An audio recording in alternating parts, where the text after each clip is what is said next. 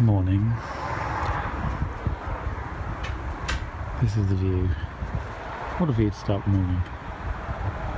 It's good, isn't it? It's a lot of vines. So here we are at Three Quarries. Our spontaneous Three Quarries holiday. We booked like 3 days ago. I'm going to try and make the most of it today and go for a bit of a wander. Welcome to another episode of Toby's Stupid Vlog. So I don't think I've ever showed you this bit of the vineyard before, despite having shown you the vineyard many, many times. So this up here is actually, where they make the wine. This is actually the production facilities in here. So this is where the wine is. The grapes are pressed and stored and fermented. So that's the main body of it. You can just see there is the actual farmhouse, and then this, we've never stayed before, and these are the main rooms, which is like a little motel you'll notice on this side, where you can, a little overhang in everyone's front door, and then you get this amazing view out the rest of the vineyards from the terraces, which are out here.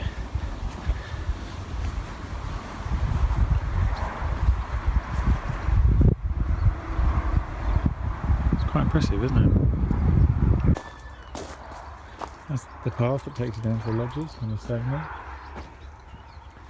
You come up here to the farmhouse, and then along the way you've got, you can hire that out, for example, the little shed there, party room with a view, and you can come along here and you can hear about, vines.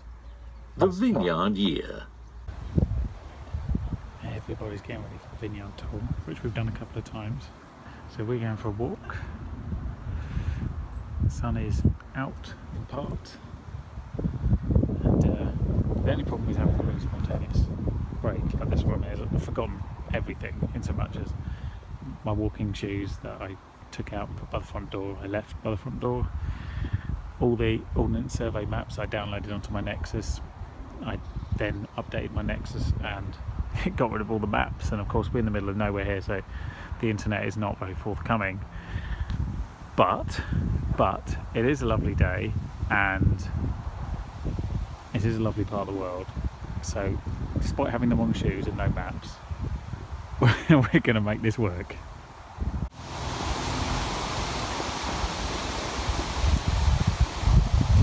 We're walking west down the road. In a moment you'll see May Hill, the top of May Hill, a little wood on the top.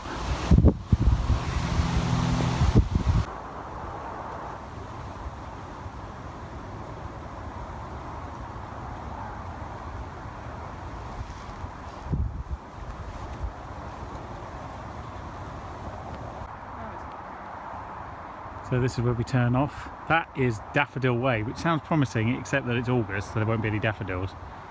So instead we're going to go through this field, follow the old railway line. We just found this though, which is a phone box that I would say BT are not servicing anymore. Now the door does open, but it's filled with brambles. So carry on across the field. Hello sheep.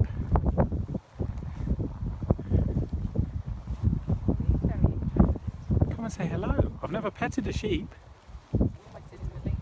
Oh, that's true. Oh, they're all leaving. Oh, that's a shame. I didn't really want to upset them. You can come and say hi. You have been freshly shorn, haven't you?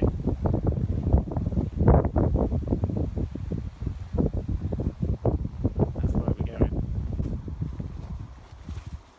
Welcome to a field of potatoes. So the path technically goes straight that way, but as you can see that would involve trampling a lot of potatoes. The potatoes are underground, so you wouldn't do a lot of damage, but well, you would to the top, and obviously they've all got flower heads now, they'll be pollinated, and then you get some awesome potatoes.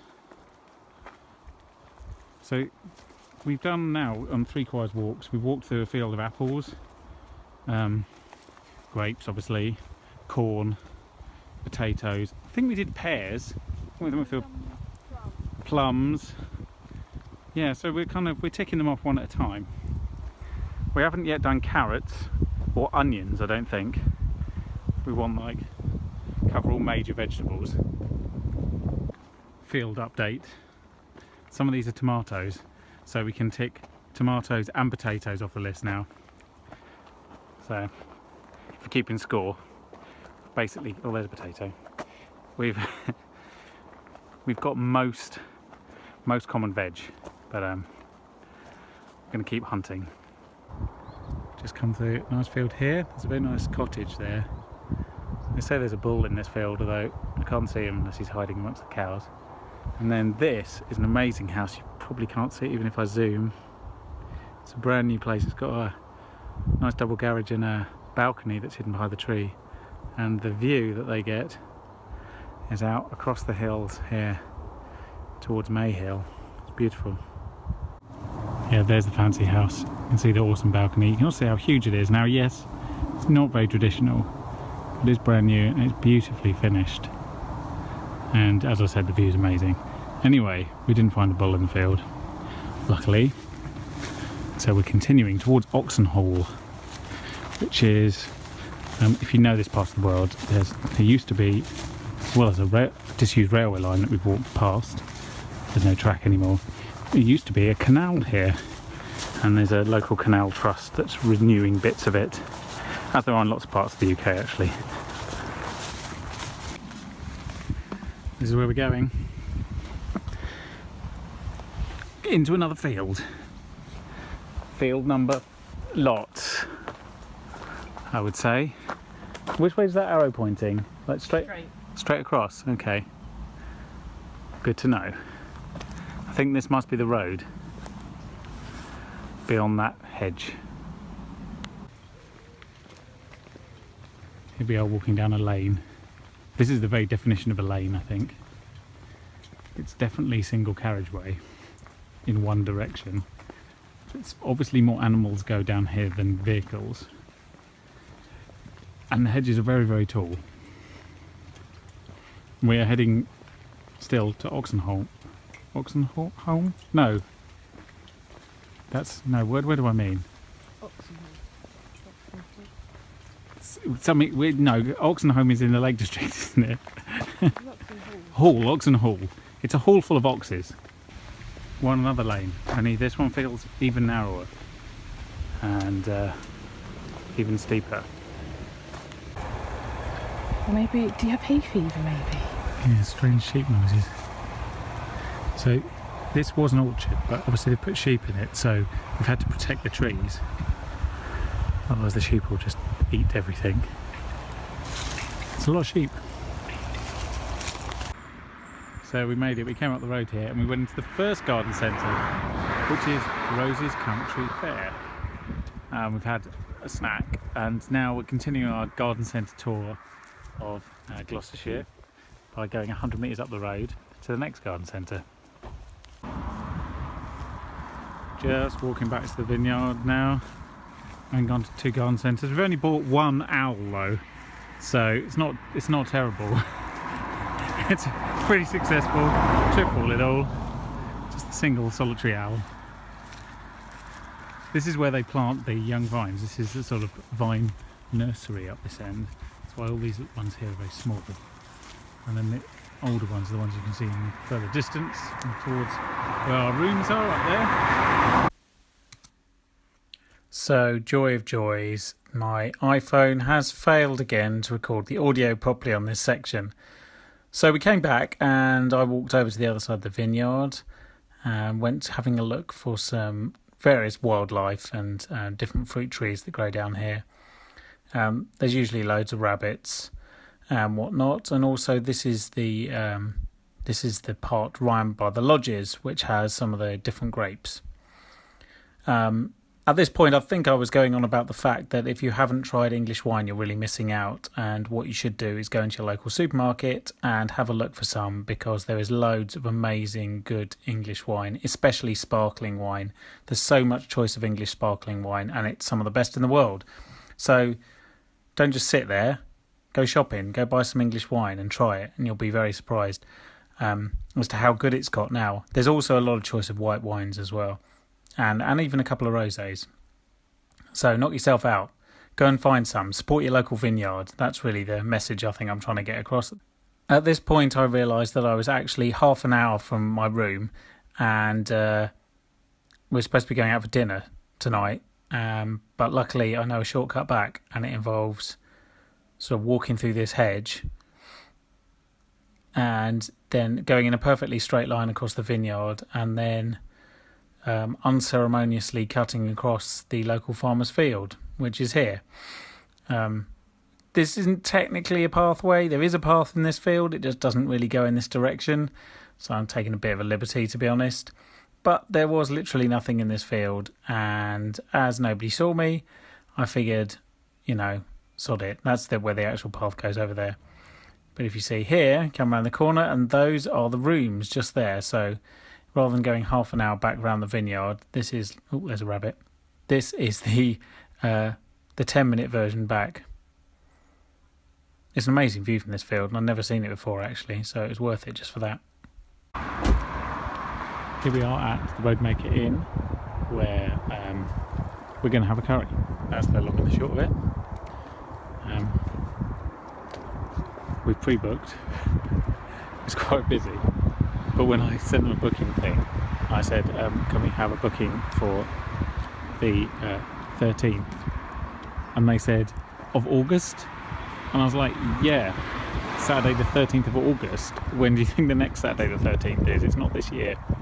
Anyway, here we are. The food's good, if not the diary management. This is our view, the sunset. Just had an amazing curry. I've had slightly too much amazing curry, if I'm honest. And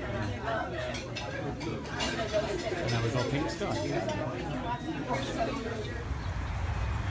Good morning from the vines. So, we've had breakfast and we're going to head off and go and explore some other parts of the Cotswolds now before we head on home. So in this lay-by in the town of Severn Springs is what is described as the ultimate source of the River Thames. There is obviously some disagreement about this, but the locals here believe that this down here is the real source of the River Thames, and the reason they think it's the real source is this is the source of a small river that does run into the Thames, and because we are further from the mouth of the River Thames than what is often cited to be the source of the Thames, they believe this is the true source. So here we are.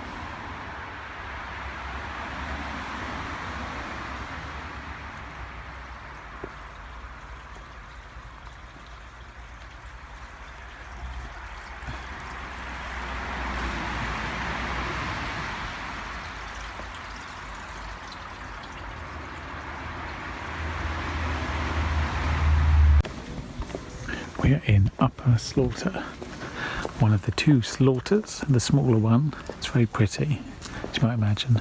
Lots of Cotswold stone and pretty houses and whatnot. Just doing a full loop of Upper Slaughter. We've crossed the river once, so we'll probably have to cross it again. Then we'll end up back where we parked.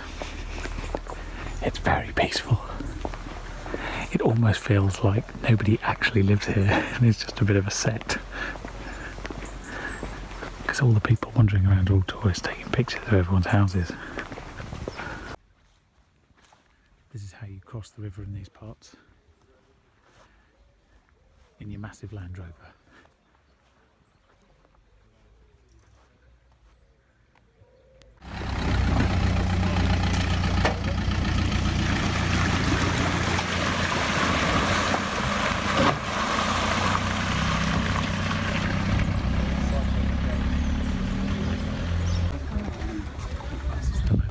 B&B, the church behind it.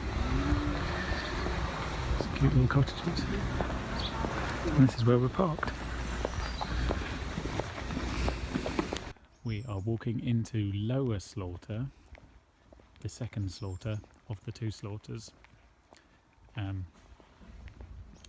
So this is very pretty. There's a little river runs through it and lots of little bridges, and it's slightly bigger than upper slaughter. Check out these allotments, really nice.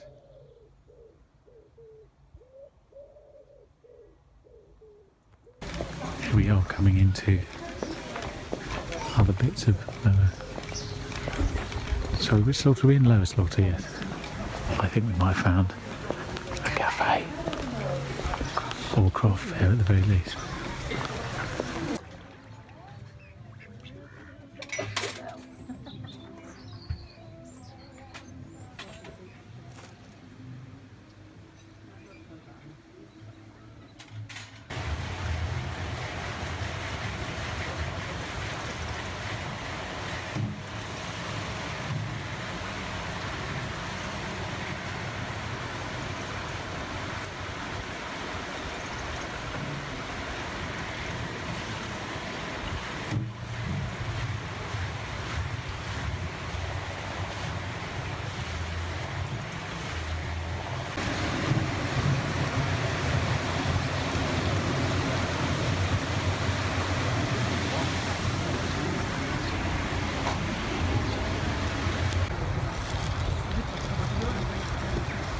This is the River Eye, continued down from upper slaughter. It runs here through lower slaughter, lots of little bridges and old ford crossings where they would have taken horses through and whatnot. It's not really designed for cars, but that's why parking is a complete nightmare. Lots of nice cottages though. Don't confuse me, for goodness sakes. What about, Gloucestershire Wildlife Trust. BOURTON big picnic.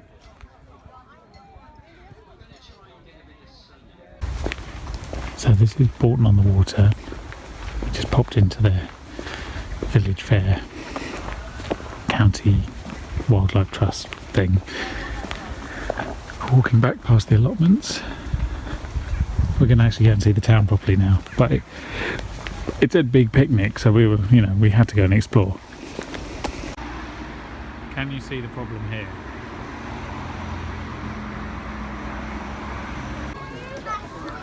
So this is BOURTON proper. This is the water which it is on. As you can see, about 400,000 tourists have turned up. It is very pretty. You can feel like it's just turned into a bizarre tourist centre.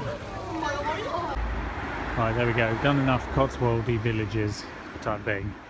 We're going to go and buy some food at the co-op and head on back to sunny Richmond upon Thames, which is, a small village on a river as well, technically. So, just the houses are made out of different things, and there's not 18,000 ice cream shops. It's a distinct difference. God damn it. This iPhone is getting slightly annoying.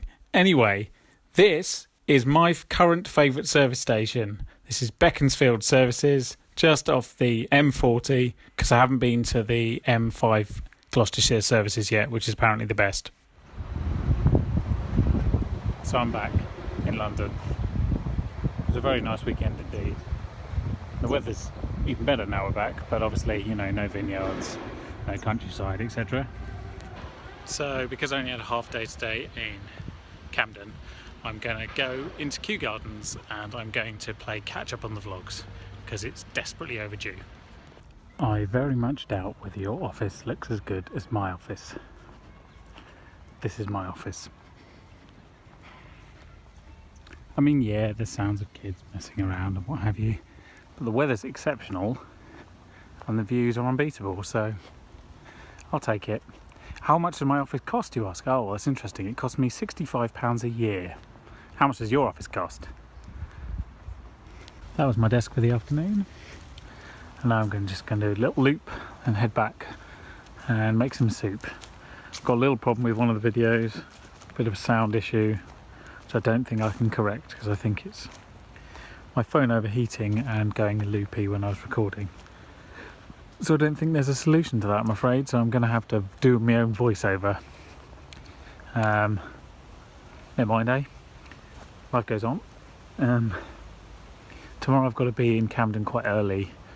The first ISDN is at 8:30. Which sucks a bit, but there we go. It's a beautiful day. Today, again, in Camden still at the moment, but hopefully, because I've been here since 8:30, I might get out in good time. Just been to get a spot of lunch, just doing a PR day today, so lots of people talking about gap years and booking.com. They have not paid me to say that. Other travel sites are definitely available. Yeah, it's surprisingly warm, actually, I have to say, and it's very pleasant. It's a shame that I'm stuck in an airtight room, really. This is a good opportunity to get off my chest two things that have been bugging me the last few days. First is still Brexit. Please stop asking the question, what does this mean now because of Brexit in relation to everything? And the answer is nothing. It doesn't mean anything. There is no Brexit. Brexit has not happened. Nothing has changed at all. So that answers your question. The second is, could cue that, cyclists. It is simultaneously possible for me to want there to be better cycle lanes and better opportunities for people to cycle in London and more safety for them, and simultaneously believe that more than 50% of cyclists in this city are a danger to both themselves and other people. I've seen at least 2 incidents today where they could have injured a pedestrian or themselves. So, FYI, if you cycle like a dick, I'm going to call you out in public on the street. So it's stupid o'clock in the morning.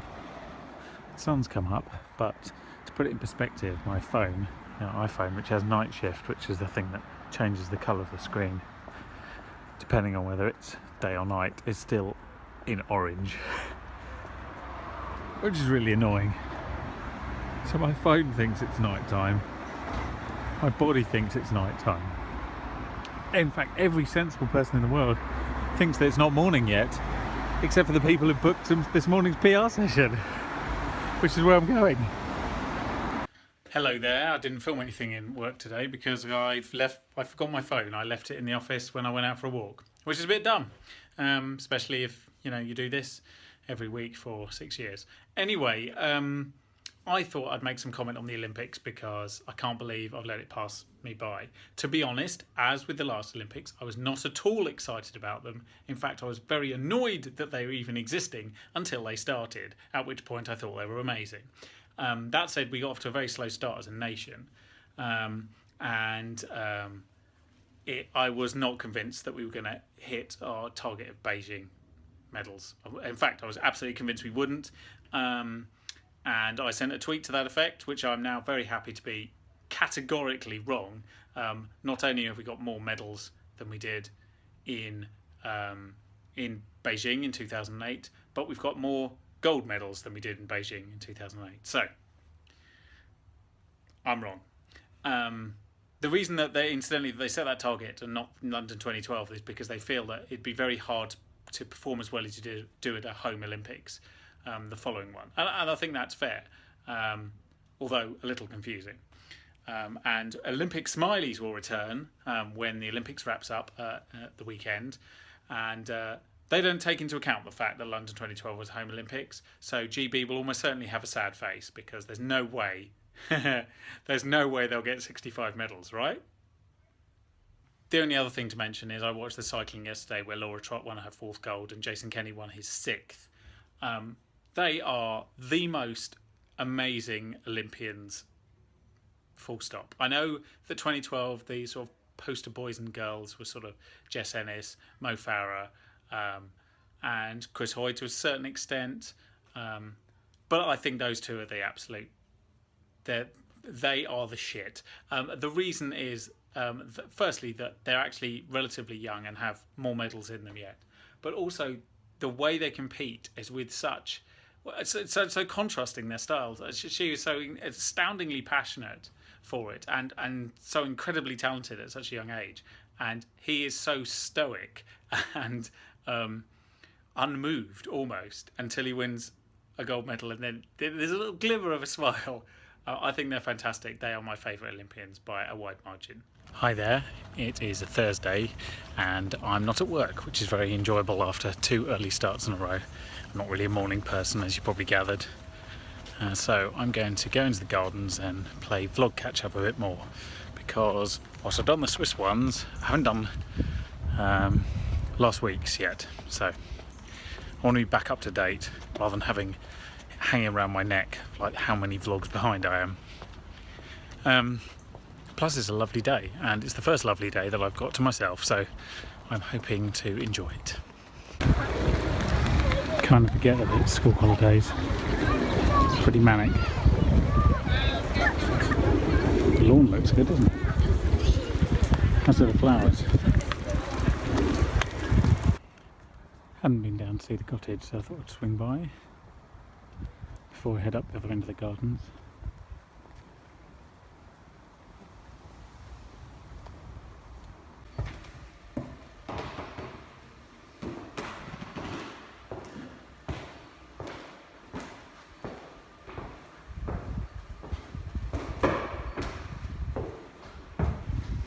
It's all still here, still standing, looking good,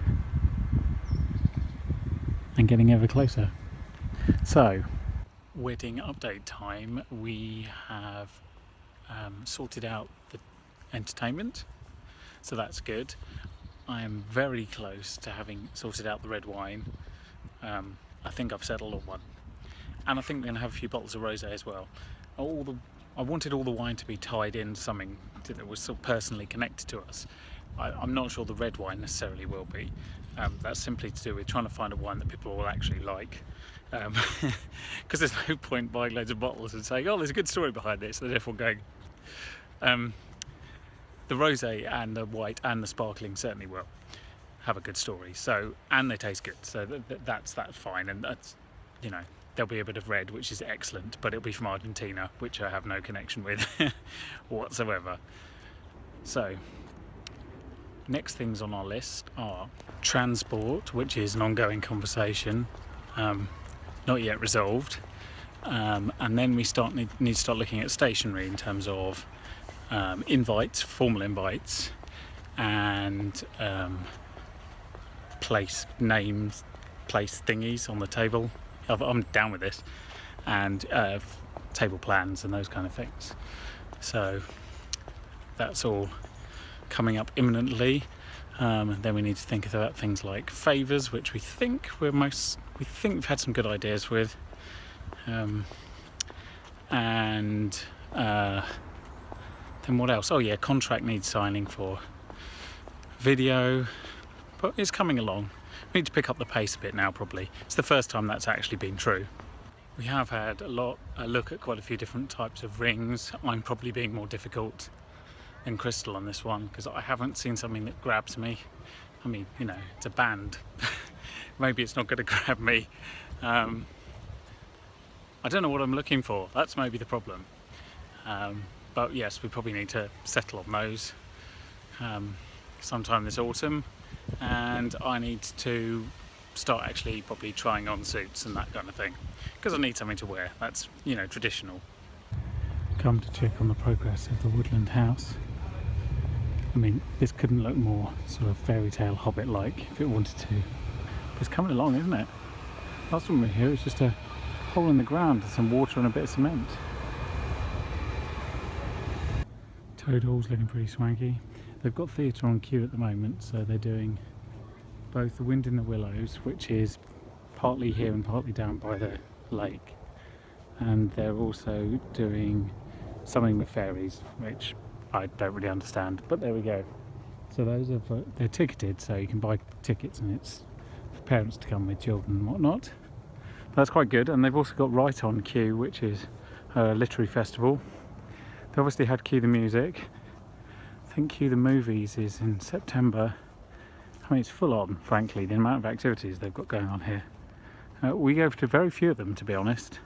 It's queue late at the moment, so that means members can come in late on a Friday and Saturday. And we haven't done that, so we probably should. So I've already experienced Flying Ant Day twice.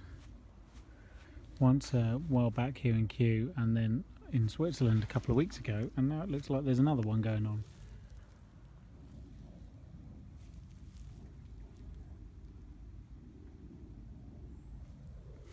So that's annoying. Also, they're rather late, aren't they? Isn't it supposed to be in July? Did they not get the memo? Anyway, I'm gonna head back. Nice that it was to be outside. Get a bit of fresh air and wander around. I'm quite tired today, and I think, I don't know why, is the short, is the problem really? So I'm just gonna go back and chill for a little bit. Crystal's in deepest Yorkshire today, so she gets back later this evening, but luckily we already made dinner, so yeah, I'm just going to go and collapse for a little bit. Happy Friday. The weather's changed quite dramatically. It's still very warm, but it's raining finally. I can't remember the last time I saw rain. It's very exciting. I'm in Camden, as you can see, and I've been doing a PR day this morning, and this afternoon I'm going to be fixing things, because that's what Fridays are for really, fixing stuff. And then it's the weekend, and I'm very happy. It'll be our first weekend at home in a while where we haven't had to do anything. So, well, I say that, what'll happen is that we will have to do something, we just don't know what it is yet. That's always the way. So it's the last couple of months in Camden. I don't know if I mentioned, but the USP are moving offices again. So the craziness of Camden, hipsters and tourists, will all be a distant memory very soon. I have to say that whilst there's got some nice, interesting mixes of restaurants and food and things, I'm not a massive fan of Camden. Certainly not this part, around Camden High Street. Just doesn't do it for me. It's just quirky for the sake of quirky, and the number of tourists makes it just unappealing. In much the same way as Leicester Square used to be. You know, just so many tourists, and you don't understand why they're there. There's nothing to see. Well, there we go. Anyway, we'll be moving on somewhere else, which I'll let you know in due course. I guarantee it'll be somewhere with less tourists. Thank you very much for watching this vlog, which I selfishly forgot to record an outro to because I am rubbish. I do hope you'll join me next week when I will be less rubbish. That is a guarantee. About 50% success rate. And yeah, if you missed any before then, just go to the video section and have a look, because you've got the Swiss vlogs, which are always beautiful to look at, even if you want to put them on mute and ignore my voice. I can't blame you for that. I hope I'll see you next week anyway, so cheers. Toby, stupid